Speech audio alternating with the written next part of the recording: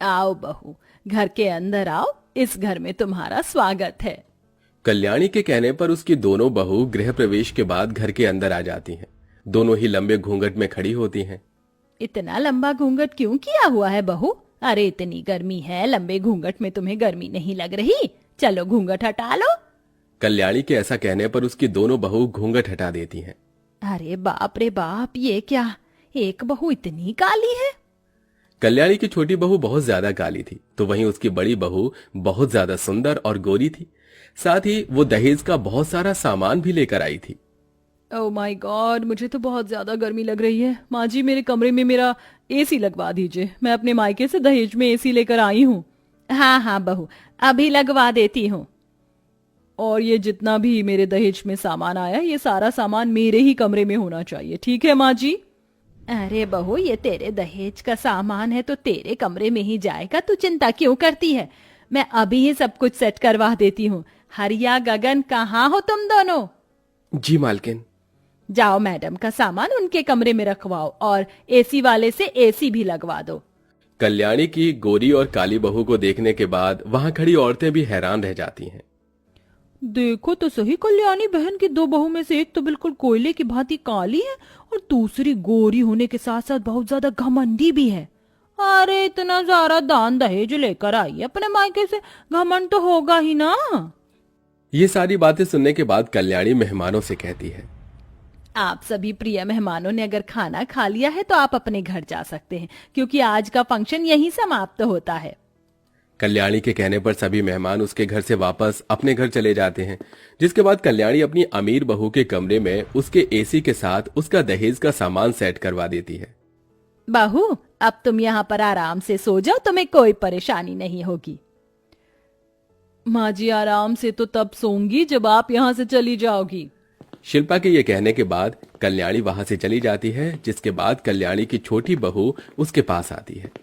माँ जी, मेरे कमरे में तो बहुत गर्मी लग रही है, सिर्फ एक पंखा ही चल रहा है। क्या मेरे कमरे में कूलर या एसी का इंतजाम नहीं हो सकता? अरे देखो तो सही, कितने रौब से बोल रही हैं। अरे पंखा कूलर क्या तू अपने दहेज में लेकर आई थी, जो लाडो रानी इतने प्यार से मांग रही हैं? लेकिन जेठानी जी के कमरे में तो लगा है एसी। अरे उसके कमरे में तो लगेगा ही, क्योंकि वो दहेज में AC, fridge, cooler, sofa set सब कुछ लेकर आई है। लेकिन तू क्या लेकर आई है? अगर तुझे इतना ही शौक था तो अपने मायके से दहेज क्यों नहीं लेकर आई? माँ जी, आप ऐसी बातें क्यों कर रही हो?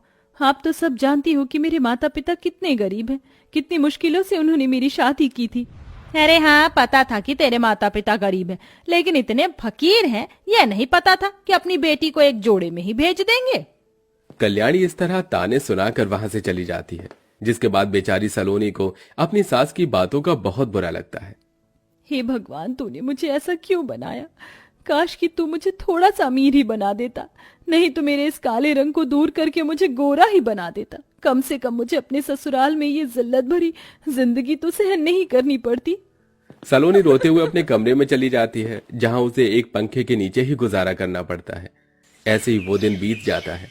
रात को जैसे तैसे सलोनी गर्मी में सो जाती है, तो वहीं घर की बड़ी बहू अपने एसी वाले कमरे में चैन की नींद सोती है। अरे सलोनी, तुम आ गई, लेकिन तुम्हारी जेठानी कहाँ है? माँ जी, जेठानी जी तो अभी सो रही हैं। अच्छा, अभी तक उठी नहीं? रुको, मैं उठा कर लाती हूँ। कल्याणी अपनी गोरी बहू के कमरे के बाहर दरवाजा खटखटाती है। अरे शिल्पा बहू, अभी तक उठी नहीं हो? चलो जल्दी से उठ जाओ। शिल्पा अपनी सास की आवाज सुनने के बाद नींद में उठकर दरवाजा खोलती है। क्या हुआ माँ जी, क्यों इतनी सुबह सुबह मुझे जगाने के लिए आ गई? बहू, अपनी पहली रसोई की रस्म के लिए तैयार हो जाओ, मैं तुम्हारा नीचे इंतजार कर रही हूँ। शिल्पा ये सुनते ही कल्याणी के मुंह पर ही दरवाजा बंद कर देती है। शादी हुए देर नहीं होती और सास अपने रंग दिखाना शुरू कर देती हैं। शिल्पा ऐसा सोचकर पहली रसोई के रस्म के लिए तैयार होने लगती है।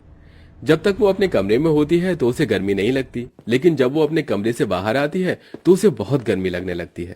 अरे बहू, तुम आ गई, चलो अच्छी बात है। रसोई में तुम्हारी देवरानी सभी के लिए अपने हाथों से खाना बना रही है। जाओ तुम भी अपनी पहली रसोई में जो तुम्हें सही लगे वो बना लो। अरे बाप रे बाप, जरा देखो तो सही, माँ जी कितनी गर्मी है और इतनी गर्मी में मुझसे तो रसोई में जाकर खाना नहीं बनाया जाएगा। अभी मैं अपने कमरे से बाहर ही निकली थी, देखो ना मेरे चेहरे से कैसे पसीना टपक रहा है, सारा का सारा मेकअप भी खराब हो जाएगा। अच्छा बहू ये बात है तो फिर कोई बात नहीं, तुम एक काम करो, तुम अपने कमरे में ही चली जाओ, वहां आराम से एसी की हवा में बैठो। वैसे भी वो कल्लो मैया रसोई में खाना तो बना ही रही है, जब वो सारा खाना बनाकर खाने की टेबल पर लगा दोगी तो तुम कह देना कि तुमने बनाया है। कल्याणी के ये कहने पर उसकी बड़ी बहू बहुत खुश होती है। अरे वाह माँ जी, आप तो बहुत अच्छी हो। चलो फिर ठीक है, मैं अपने कमरे में जा रही हूँ आराम करने, जब खाना बन जाएगा तो आप मुझे आवाज लगाकर बुला लेना। शिल्पा ऐसा कहकर अपने कमरे में चली जाती है, जहां वो मस्त एसी की ठंडी ठंडी हवा खाती है, तो वहीं बेचारी सलोनी पसीने में भीगते हुए रसोई में खाना बना रही होती है। हे भगवान, कितनी गर्मी लग रही है, बहुत पसीना आ रहा है, मेरे तो कपड़े भी गीले होने लगे पसीने की वजह से। सलोनी को अपनी पहली रसोई में इतनी गर्मी लगती है कि उसे कई बार तो हवा खाने के लिए बाहर हॉल में पंखे के नीचे आना पड़ता है। वो ऐसा 2 से 3 बार करती है। जरा सा भी खड़ा नहीं होया जा रहा है, ऐसा लग रहा है जैसे किसी भट्टी में बैठी हूँ और खाना बना रही हूँ। कहीं खाना बनाते बनाते गर्मी में मेरी ही कोई डिश ना बन जाए। सलोनी इस तरह गर्मी में परेशान होकर अपनी पहली रसोई की रस्म जैसे तैसे करके पूरी करती है। वो खाने में गुलाब जामुन, रसमलाई के साथ साथ मटर पनीर की सब्जी, आलू पूरी और रायता बनाकर टेबल पर लगा देती है। तभी उसकी सास कल्याणी अपनी गोरी सुंदर बहू को बुला लेती है। सब लोग खाने की टेबल पर बैठ जाते हैं और खाने की तारीफ करने लगते हैं। अरे वाह, आज का खाना तो सच में बहुत स्वादिष्ट बना है। क्या बात है, ऐसा मन कर रहा है कि खाना बनाने वालों के हाथों को चूम लूं। सच कहा मयंक, खाना तो बहुत अच्छा बना है। आखिर किसने बनाया है? ऐसा खाना सुंदर सुंदर हाथ वाली बहू ही बना सकती है, यानी कि मेरी प्यारी बहू शिल्पा, इसी ने सारा खाना बनाया है। ये सुनते ही सलोनी के तो पैरों तले जमीन खिसक जाती है। वो हैरान होकर अपनी सास को देखने लगती है। अरे ये क्या, माँ जी को सब पता है कि सारा खाना मैंने बनाया, उसके बाद भी इन्होंने सारे खाने पर मेरी जेठानी का नाम रख दिया। माँ जी ऐसा क्यों कर रही हैं? सलोनी हैरान हो चुकी थी, उसे तो कुछ समझ ही नहीं आ रहा था। इतने में कल्याणी उसे डांटते हुए कहती है, अरे तुम क्या खड़ी हो, एक काम ठीक से नहीं करती हो, देखो रसोई में अभी गंदगी हो गई है, उसे साफ करो। कल्याणी के ऐसा कहने पर सलोनी की आंखों में आंसू आ जाते हैं और वो रसोई में जाकर रसोई साफ करने लगती है, जिसके बाद वो अपनी किस्मत पर रोने लगती है। मुझे नहीं पता था कि गर्मी में इतनी मेहनत से खाना बनाने के बाद भी सारा क्रेडिट मेरी गोरी जेठानी ले जाएगी। ये तो सरासर नाइंसाफी है मेरे साथ। सलोनी को ही गर्मी में सारे काम अकेले करने पड़ते हैं, जिसके चलते सलोनी बहुत ज्यादा थक जाती है और वो कुछ दिनों के लिए अपने मायके चली जाती है। उसके मायके जाने के बाद शिल्पा किसी काम को हाथ नहीं लगाती, जिसके चलते घर के सारे काम गर्मी में कल्याणी को ही करने पड़ते हैं। शिल्पा बहू, मैं कपड़े धोने जा रही हूँ, तुम रसोई में जाकर सभी के लिए खाना बना लो। आप क्या पागल हो गई हो? इतनी गर्मी में मुझसे खाना नहीं बनेगा, अपने आप बना लो। और हाँ, एक बात और सुनो, मैं कोई इस घर की नौकरानी नहीं हूँ कि कोई भी काम आप आकर बता दोगी मुझे। आइंदा मुझे कोई काम बताने की जरूरत नहीं है। यह सुनते ही कल्याणी को बहुत बुरा लगता है। उसे पहली बार अपनी गलती का एहसास होता है। ये क्या, जिस बहू को मैंने पलकों पर बिठाकर रखा, आज उसने मेरे साथ ऐसा किया। और जिसे मैंने कुछ नहीं समझा, वो मुझे घर में एक काम को हाथ तक नहीं लगाने देती है। दोनों में कितना फर्क है। इस तरह कल्याणी को अपनी बहू में फर्क नजर आता है, जिसके बाद वो अपनी छोटी काली बहू को उसके मायके से वापस घर ले आती है। वो उसके कमरे में एसी भी लगवाती है और साथ में वो अपनी दोनों बहू के काम भी बांट देती है, जिसके चलते सलोनी के साथ साथ शिल्पा को भी घर के काम करने पड़ते हैं।